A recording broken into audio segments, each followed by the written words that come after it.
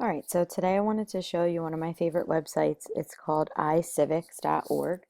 It was actually created by Supreme Court Justice Sandra Day O'Connor, with her help anyway. It has a lot of great resources on it.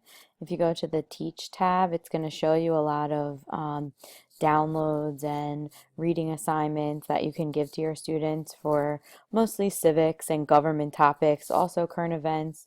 They have a lot of curriculum units for you to check out. So if you teach anything in that topic, it might be something you want to look at. I'm going to show you some of the games that they have on iCivics. If you scroll down on this play tab from the top, you have lots of different options of games that the website has created. Some of the ones that I've played in my class are Do I Have a Right? Branches of Power.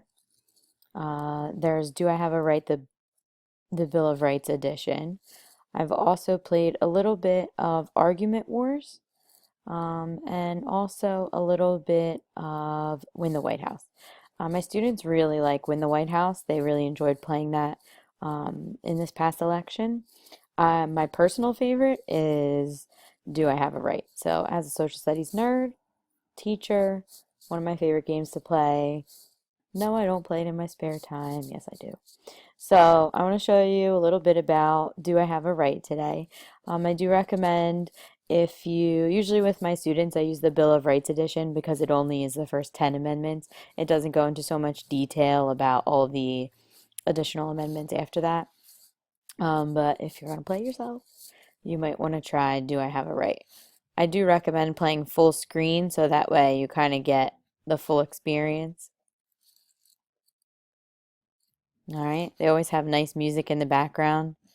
I'm going to mute the sound for now just so you get the idea. So I'm going to play a new game. Sort of the idea of Do I Have a Right is you're a lawyer and clients are coming into your office and you need to decide based on their story whether their case is protected by the Constitution or not. So I'm going to disable the tips for the moment. Get to choose your character and your partner. At law, I'm going to pick Sally. All right, so it says that Sally is an expert in the Fourth Amendment for no unreasonable searches and seizures, and it gives you a little information about that if you don't. So I typically play this game with my students after they already have a lot of background knowledge about Do I Have a Right? I would probably guess it's hard to play without that background knowledge.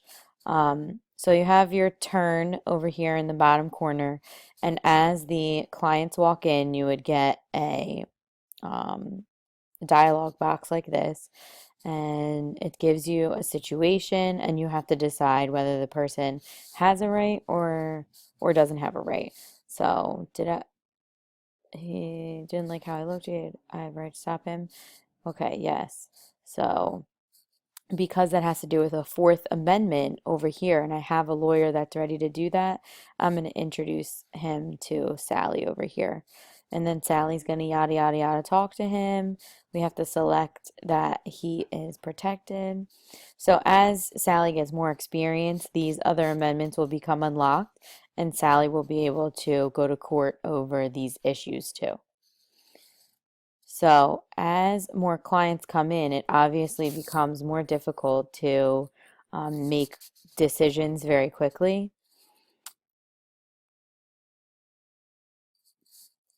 And your ultimate goal is to earn prestige points for having a lot of clients correctly, and then you would send them to trial. So if they win the trial, you get more points. If you are able to dodge people who don't have the right to their case, then you get points too.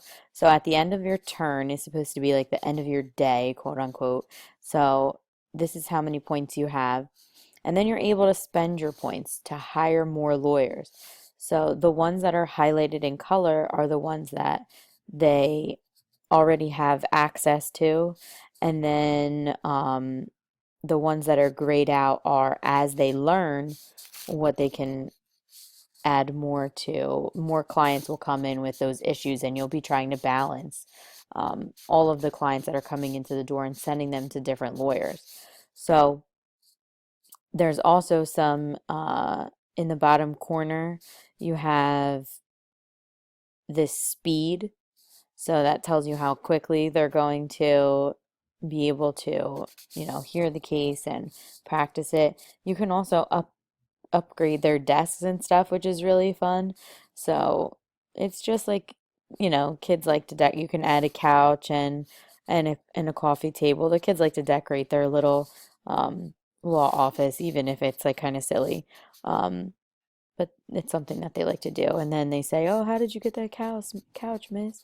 So as the lawyers are sitting out here, they have on this little marker the different amendments that they are in charge of. They could also hit the Constitution up in the top and then review the law if somebody comes in and they're not sure what to do. So I definitely recommend giving iCivics a try, even for yourself. It's definitely fun, and let your students play around with it for a while and see if they like it. All right, thanks.